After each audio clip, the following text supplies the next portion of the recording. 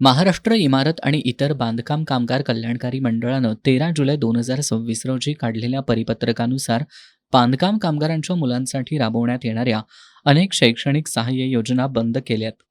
या निर्णयामुळे हजारो कामगार कुटुंबांवर अन्याय होत असल्याचा आरोप करत कामगार संघटना संयुक्त कृती समितीच्या वतीनं आज इचलकरंजीतील सहाय्यक कामगार आयुक्त कार्यालयासमोर निदर्शनं करण्यात आली. यावेळी सहाय्यक कामगार आयुक्त जानकी भोईटे यांना मागण्यांचं निवेदन देण्यात आलं.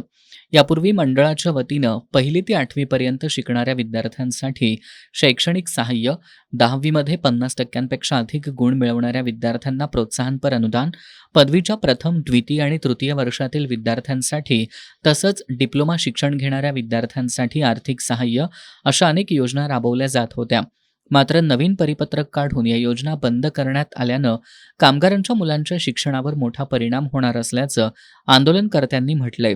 या सर्व शैक्षणिक सहाय्य योजना पूर्ववत सुरू कराव्यात, नवीन नोंदणी आणि नूतनीकरणासाठी निश्चित करण्यात आलेला कोटा वाढवावा, आधार क्रमांक आणि नावातील दुरुस्तीसाठी गेल्या 2 वर्षांपासून बंद असलेली सुविधा पुन्हा तालुका आणि जिल्हा सुविधा केंद्रांमार्फत उपलब्ध करून द्यावी, अशा प्रमुख मागण्यांकडे लक्ष वेधण्यात आलंय.